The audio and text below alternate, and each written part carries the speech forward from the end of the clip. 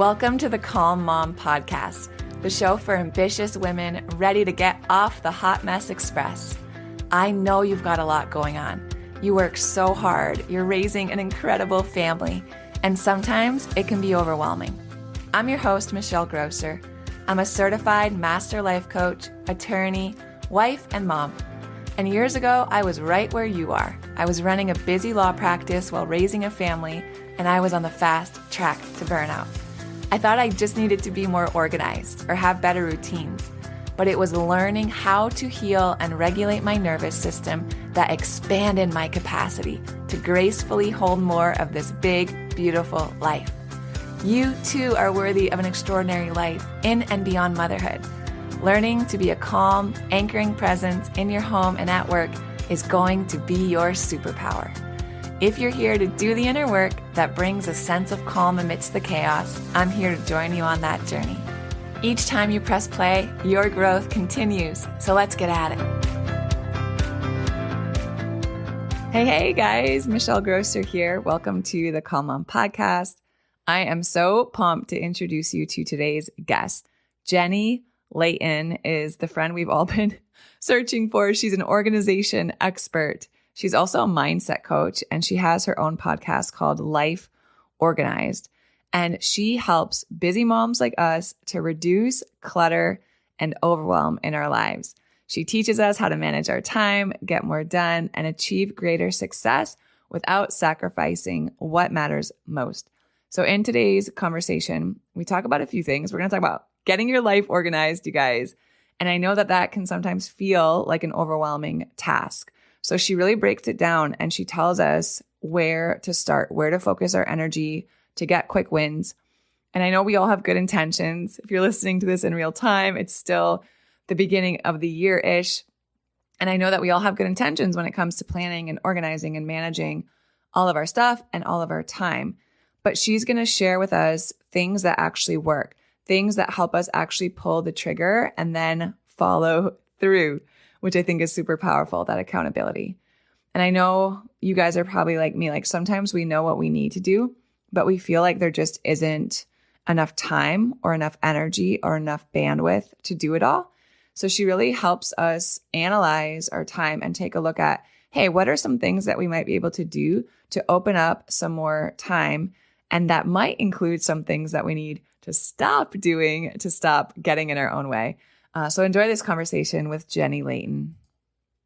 Jenny, welcome to the Calm Mom Podcast. So grateful you're going to spend some time with us today and help us get organized. So welcome. Thank you. I'm so happy to be here. Awesome. So before we kind of jump into it, would you just let our listeners just know more about you, maybe a little bit about the work that you're doing, and then personally kind of how this journey has been for you? Yeah, I'd love to. So, I live in Utah and I have 5 kids and they're ages 24 to 12. And my second oldest is getting married. This is the first wedding we've had. So new frontier. I'm dying. I'm going to be a mother-in-law. So I'm going to find someone to coach me on that. That's a new thing, but it's going to be exciting. We're really, really happy about it. So anyway, that's kind of what's happening in my personal life.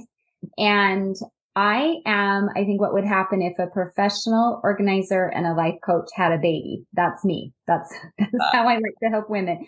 I really value order and feeling like you're on top of things and productivity and being efficient, time management. I also can see the value of mindset and being at peace, knowing how to work with your emotions and your thoughts.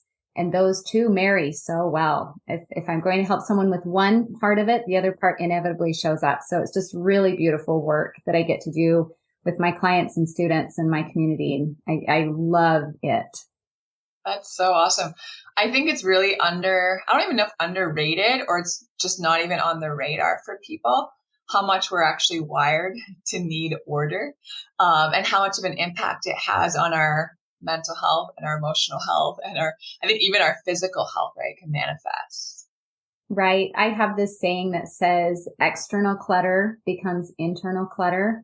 Mm-hmm. And I just think that explains so well why we get so crazy when there's stuff on the countertops or our house isn't functioning very well. It just immediately impacts our well-being and our emotions and our mental capacity. And so, yeah, that's kind of why the two have to go together in my mind. At least that's, the sweet spot of where I land. Yeah, I think so too. And we've all experienced it, right? We have a day where we're just like, I can't take it anymore. And you like clear off all your countertops or like clean out your car or like go through all your junk drawers. And then after you're done, you're like, oh, this feels so much better. Like I can breathe in my space. It's awesome. I want to hear, as a mom of five, kind of how I'm the oldest of five. I only have two kids of my own, but I grew up in a big family. And there's definitely a lot of disorganization and probably a lot of organization I also didn't notice as a kid. But I would just love to hear kind of how you got into this space. Was it something like, have you always been really orderly and like gifted in that area? Or is this something where you're like, man, I got to do some things different because there's a lot going on here? Well, kind of, yes, actually, that's interesting. I've always really valued it. And I think it's come naturally to me to a point, but there was a point in time where I realized I needed to figure some things out, which is good news because I like to teach that organization is a skill set. And so you don't have to be born being organized or naturally love it. It's a skill anybody can learn. So I think that's the good news. But it hit for me pretty early on because my personality is one where I have a lot of things I want to do. I'm interested in a lot of things. And I noticed really quickly when I was a mom and my first little baby was just a couple months old that I was just losing myself really quickly. I needed to have some purpose outside of just what was happening within the walls of my home, which was, absolutely what I cared the most about, but just that personal goals and, development was really important to me. And so I started working for a direct sales company. It's Pampered Chef. I don't know if you've ever bought any of those. Yeah. It was so funny. It just called to me and I loved it. And I did really well with it. I had no idea I had the capability to do well in a business like that. It was so exciting. But within, I don't know, the first year, I couldn't keep up with my business and my home and my family. And I just had this one little baby, but I just didn't understand how to make it all happen. And, you get down two paths, one foot on each path. Eventually you kind of have to pick which path to stand on. And so I, of course, picked my family and my home. But as I did so, it was just with this resolution that I was going to figure this out. I was going to figure out how to optimize and automate and really nail being at home and being a mom and running that part of my life so that down the road, I would have the bandwidth and capability to do the things that I really love to do. And at that point, I didn't know what that would be, but I could feel it inside of me. And so as time went on, ironically, I think what I feel like I've been called to do is help women optimize and automate in their home and in their life so that, and then they can fill in the blank, whether it's a business they want to run, whether it's goals that they have, maybe they want to run a marathon, maybe they want to remodel their house, like whatever it is that you want to do, to be able to run the rest of your life so you can do it is such a gift and so essential in anything we pursue. So that's kind of how I stepped into this. And like I said, I love it. Oh, like speaking my love language. So I want to talk about this automating and optimizing because I think a lot of times there's just so much on our mental list, I think, as women, especially women who work outside of the home, they're raising children, wives, and all of these different roles that we fill. And I think oftentimes it can feel overwhelming to even know where to begin. So I wonder if you could speak to that, maybe a good starting point for women listening who feel really overwhelmed and don't even know where to start. Yeah. Oh, I have a really specific answer for that, but I feel like before I give it, I want to zoom out a little bit and just give more of a general answer, and then we'll do a deep dive. Because as you were saying, where do I even begin with all of this? The reality is, believe it or not, that, staying on top of things is really simple. It just really is all in what your brain is used to. And so in order to get on top of things, we have to kind of train our brain to normalize, to do certain things. And once that feels normal to our brain, it's like homeostasis, right? Like it's just what we're used to doing. I kind of look at it like, I'm sure most of us have yards and weeds grow in the yards. If we can come up with a system to help us stay on top of the weeds, it's really easy to go out there and just do a little weeding, spray some weed killer. I don't know how you do it, but you know what I mean? You just have this process that you just go out and you pull those weeds kind of as they come up, and then your yard doesn't have a lot of weeds. But if you let it get away from you and it's overwhelming and there are so many, it can feel really impossible. And so really what I try to help my clients and students and community do is come up with the systems and the routines that feel really simple, really easy to maintain, that just kind of naturally help keep the weeds down. And that's where the mindset coaching piece comes in, because you might think all of those things that you don't sound simple, but like that's the point, is knowing how to teach it the right way, how to teach those basic step by steps that your brain's not going to freak out about because it seems too overwhelming. That's the art in it. And I think that's where kind of my sweet spot is. So that being said, let me tell you where I always say the first place is to start. Okay, give it to us. It may sound really intuitive, but I think it's so important to have a name and just officially say, this is where I always start, is with a concept I call home base. Okay. So home base is the area in your house that when it's messy, you can't even think. You're just way overwhelmed. But when it's picked up, you're like, okay, all right, what are we doing today? Do you know what I'm talking about? Have you experienced that before? Okay. Yeah, So I know for me, one space is just my workspace, because I spend so much time sitting here that like right now I have my water here, a bunch of Post-it notes everywhere, and like all of my stuff that's stacked up that I have to get to. And on Fridays, I try to go through all of that. So I start Monday with a clean desk, and it's always that feeling of like, I can think.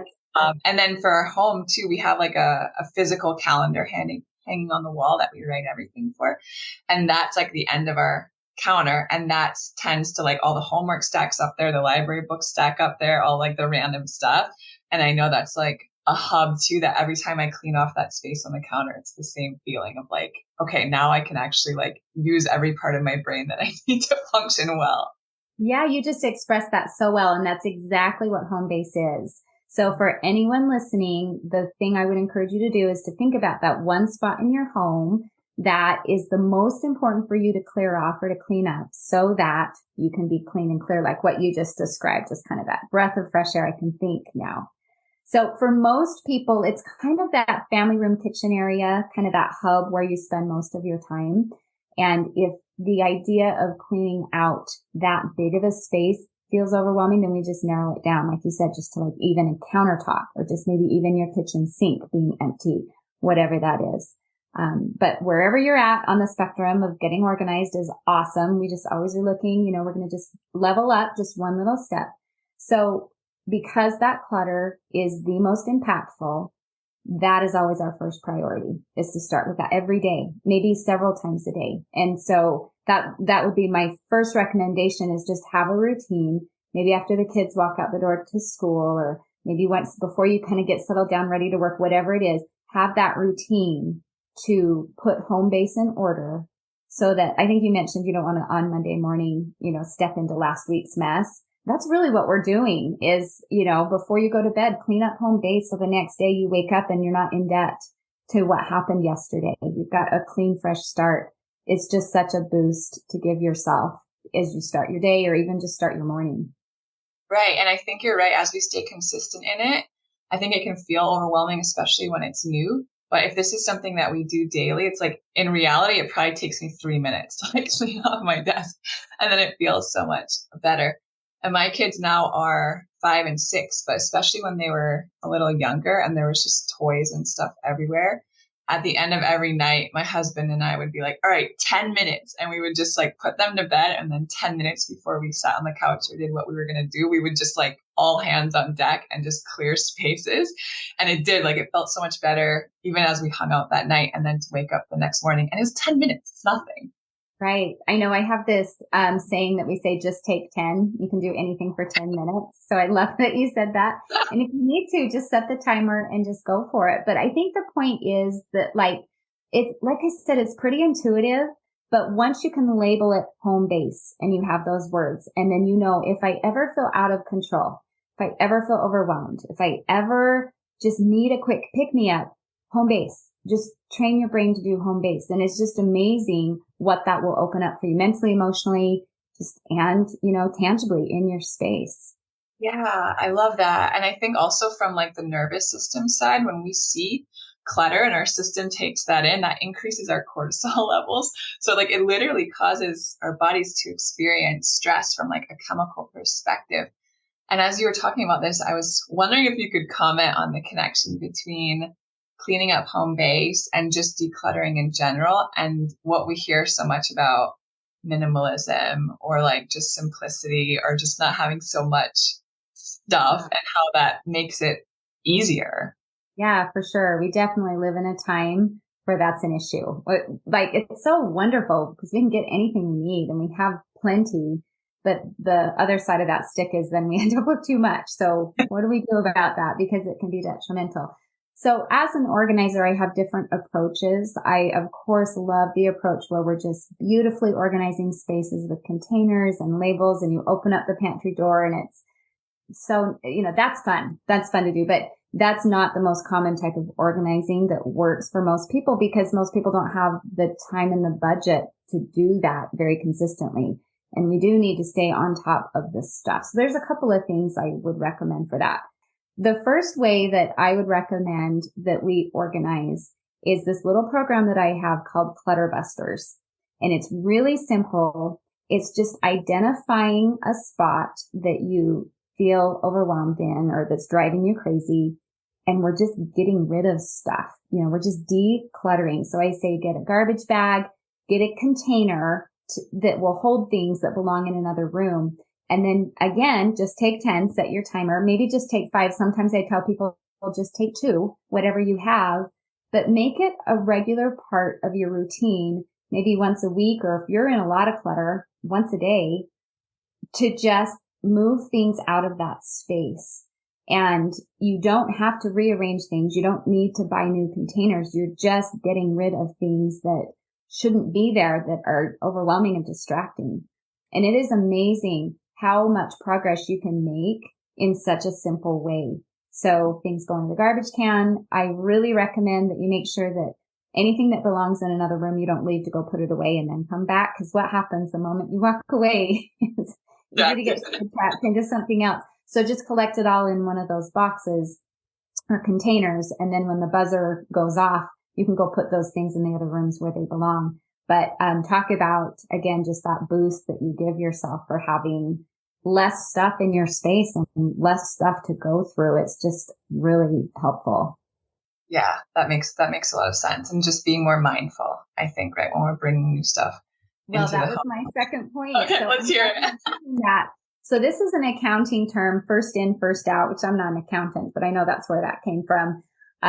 Just having a practice that when you're bringing things into your home, you automatically are equalizing it by bringing that same amount of things, if you can, out of your home. And I really challenge myself to practice this, especially like if I buy myself something new, some new jewelry, new pair of shoes, a new shirt.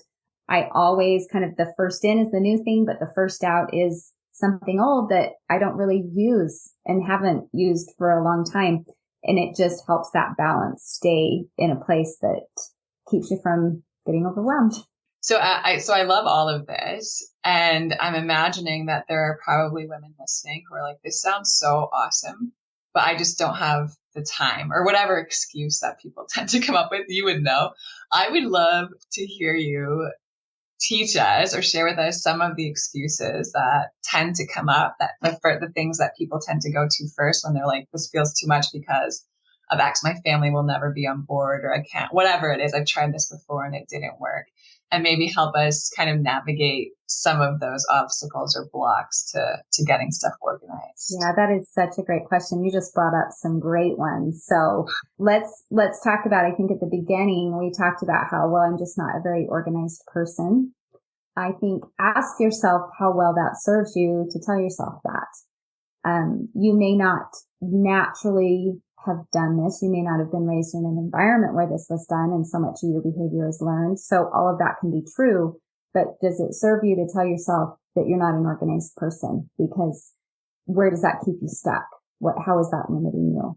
A funny example, one of the things I've limited myself with is I've told myself, well, I'm just not very athletic. I didn't really grow up playing any sports, and we have, this is so funny. This funny thing, like we were watching a dog once and I went to throw it, its little toy, and like I threw it at the dog and it went on the roof, like not even in the same direction. And everyone's like, how? And I'm like, I don't know.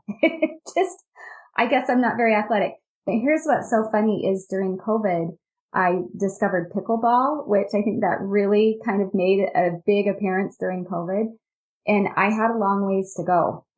Like I could not serve and hit it in the court. I don't know. Do you play pickleball? Are you familiar with how it works? Yep. My parents are obsessed. So I play every time. So fun. I know. The is real. And it happened to me for a while. I was pretty into it, but I would try to serve that ball and you have this half of the court is in bounds and I couldn't hit it in bounds. It was just crazy.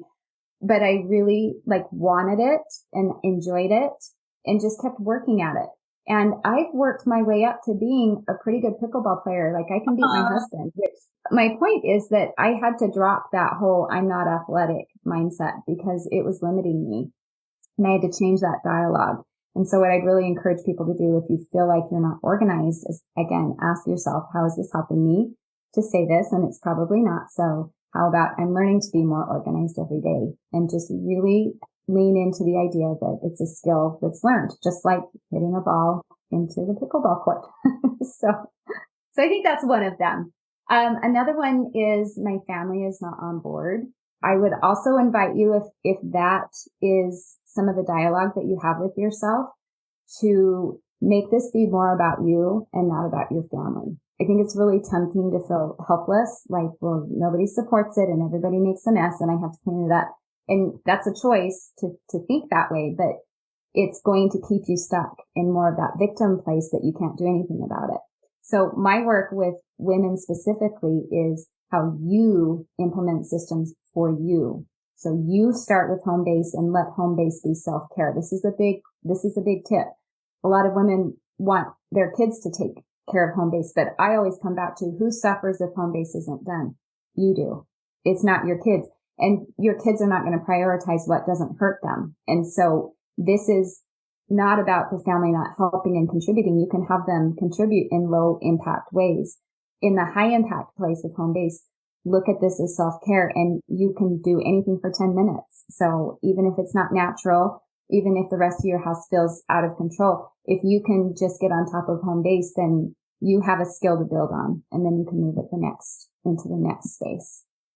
I think those are a couple of really important ones. Are there other ones that are coming to your mind just in terms of, I think you mentioned maybe not having time. I don't know. What are other helpful ones? I feel like time's a good segue because I feel like, especially when you're starting with this, it can feel, starting with home base, I think that's brilliant. But you can have this story that it is time consuming. And then I think, it's like how we do one thing is how we do everything. So maybe if our spaces are disorganized, probably the ways in which we manage our energy and our time are a little disorganized. So I'd love for you to speak on that a little bit too, like how that kind of, the interplay between how we're managing our time and how it relates to our space and the clutter we have. Mm-hmm. So that's a great question. And there's so many potential paths to take from that. But the one that comes to me, first of all, is just perfectionism. And I see people get so stuck in it. And it's a disadvantage because we have Instagram and Pinterest in, our face all the time about what an organized life looks like and what an organized space looks like.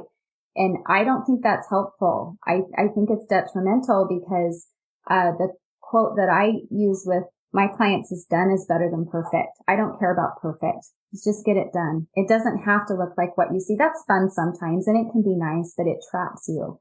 And so when it comes to how we use our time, I think that really correlates because we think we need all of this time to perfectly clean or organize our house. But if we can embrace done is better than perfect, which is a practice. And it's so funny because with my team that helps me in my business, I'll be worrying about how to get something done and, do we have enough time? And they'll be like, done's better than perfect. And I'm like, oh, okay. Right. Thank you. So it's something we're always working on. But if we can just remember that a little bit adds up so much more quickly than we think, kind of that tiny habits, philosophy. done is better than perfect is just that open door that helps us move into progression instead of perfection.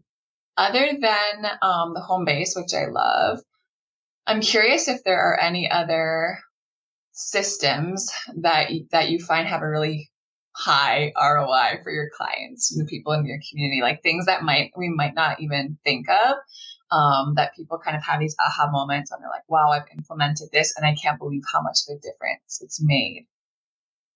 Yes, there is, in terms of the time management space and getting things done, the concept of weekly planning is the magic bullet. All right, talk to us. Yep. Yeah, it's so rich. It's my favorite little hour, 20 minutes, however long I get to spend of the week, because it just lets me navigate. It lets me like create the map through the week. So when you're a busy mom or person and you wear a lot of different hats and you have to keep track of a lot of different things, to take a little bit of time at the beginning of the week and look at, first of all, what are my commitments that I have coming up? What is already blocked out on my calendar? Just doing that alone is going to give you a lot of return, because you're not going to forget about things. You'll realize, oh, I have a conflict. I need to cancel. I need to schedule a carpool. I need to make sure I put in a crock pot meal that night because I'm going to be gone until dinner time. Just to have that visibility is priceless. So I think, first of all, in weekly planning, just look at your calendar and see what's coming up. And then if you want to go a little further on that, then I think now let's look at the open spaces. Like, how much runway do I have this week to move forward on things? And what do I want to spend that time doing? Are there projects coming up that I can get ahead on? Are there other things that aren't on the calendar that I need to be aware of, that I need to pencil in right now, block out time in my calendar, or if you keep a to-do list, kind of write that down in your to-do list for that day, just so that you have the time that you need to get things done and you're not setting yourself up for failure or being trapped by unrealistic expectations. And I think that's another really big win for weekly planning, is you can feel really bad about yourself for not working out like you promised yourself you would, or for not getting a space organized, or for not getting that email written, that newsletter written that you needed to. But if you look at your week ahead of time and realize, this is so full of commitments already, I'm not going to put that expectation on myself, then you're not setting yourself up for something really frustrating and kind of that harmful self-talk that happens. So weekly planning is just, like I said, it's that golden hour or 20 minutes or whatever it is of the week. Yeah, it makes such a difference. And something I have a weekly planning time also. I do it on Sunday afternoons. And then something in the last maybe like, I don't know, a year or so that I've been adding into that is just intentionally blocking off white space or just margin in my calendar, where I intentionally put nothing, because I'm that same way. Like, I would tend to put every little minute accounted for. And then invariably a project comes up, or I get a call, or, kid is sick or something. And then I feel so behind by the end of the week, and all of this added pressure, something that was meant to like make my life easier, now all of a sudden makes me feel more stressed out. So blocking out just like time where there's nothing planned has been really helpful in that too. That's a great comment, because it correlates to an organizing principle. So when I'm helping people organize with containers, we talked about that one kind of organizing, which is a good point to bring out in this interview, because there are times that we do need containers, and to do it in that way. One of the really important principles I say is you have to leave 25% room for growth.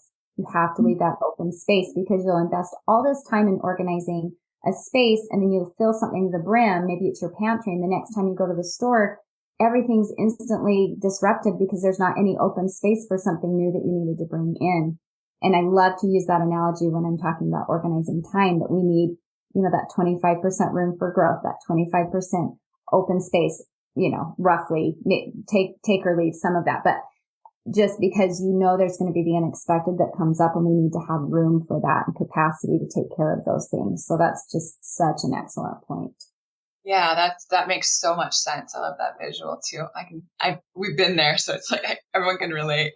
And then with your weekly planning time, is this something you do with your husband? Is there a part of that you do together as a family, or do you just kind of set everything up and then tell everyone where they need to be? Or like, how does that work?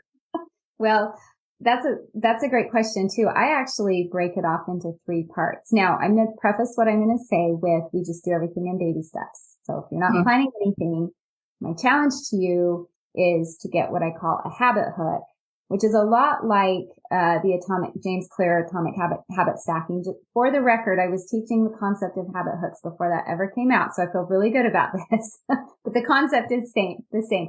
I like the visual of habit hook a lot because when you have an existing habit, you take the new habit you want to implement and hook it into the existing habit. So your brain starts to associate the two and becomes more automatic.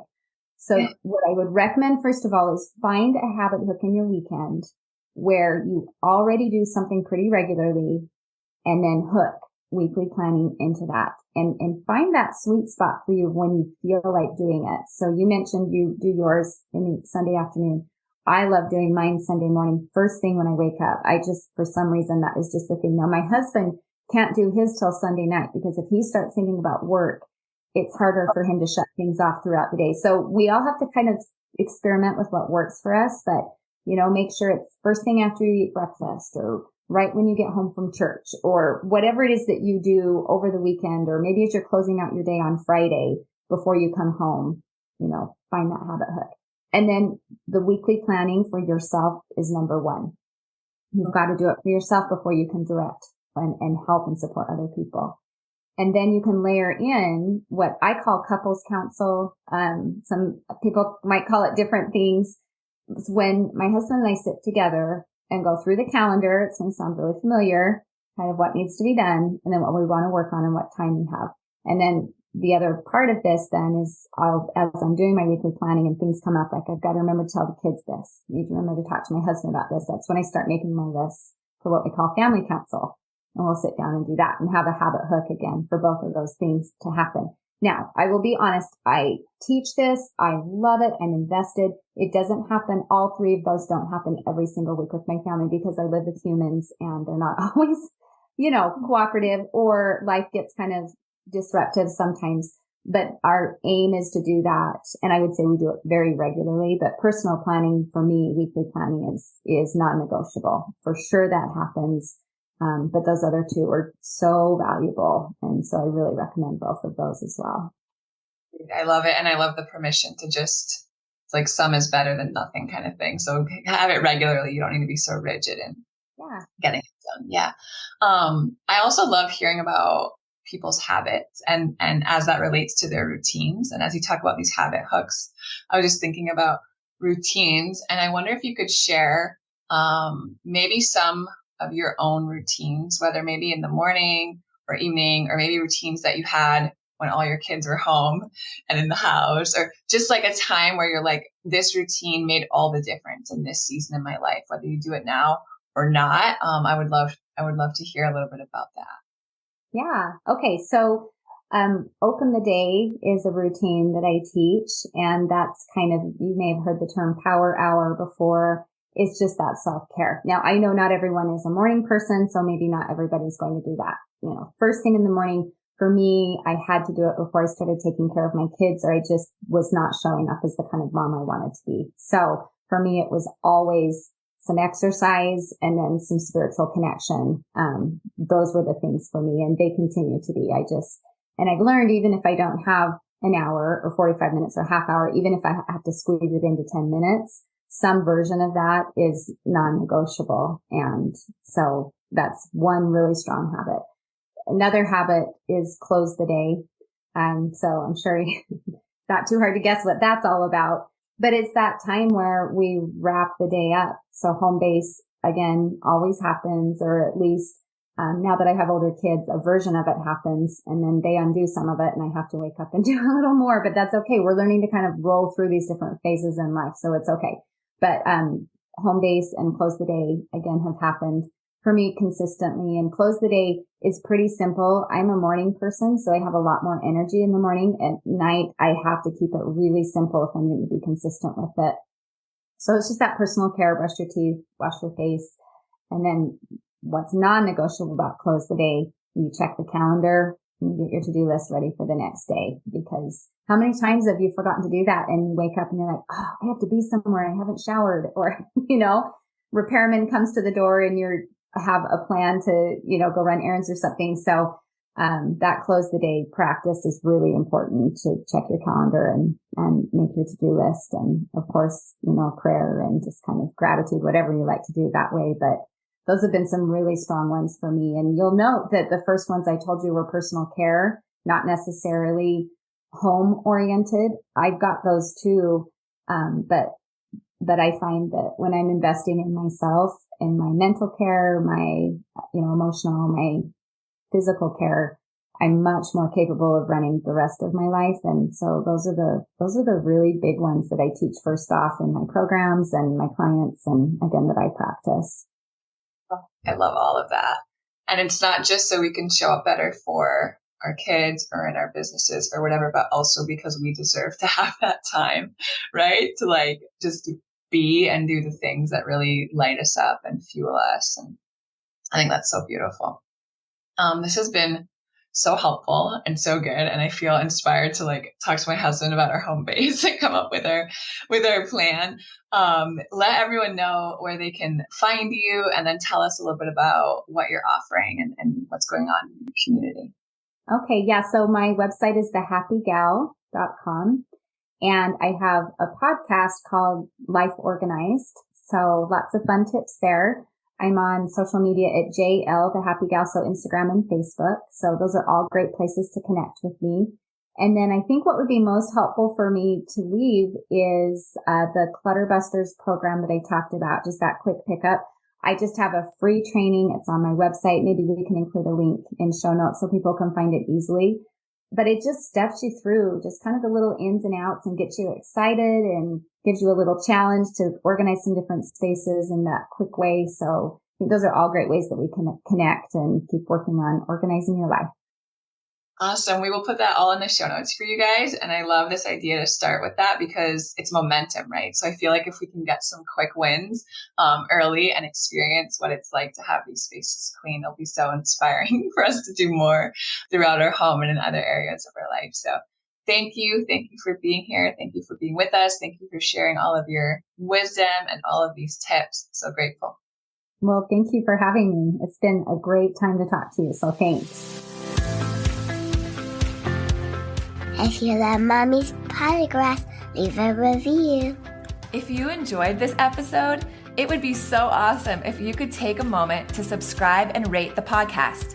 And if you have just a few more seconds to leave a quick review, they really help to get this podcast out to other moms like you. I read every last review, and trust me, when it's late at night or early in the morning before my kids get up and I'm working on bringing you all of this content, your reviews are what keep me going. Leaving a review is truly the best way you can thank me. And of course, DM me on Instagram. I love to hear from you. Thanks for listening to another episode. Head over to the show notes for this episode and all past episodes at michellegrosser.com, where you'll find free resources and more ways to connect with me. If you love the show, share it with a friend. Thanks again for tuning in. We'll see you next time.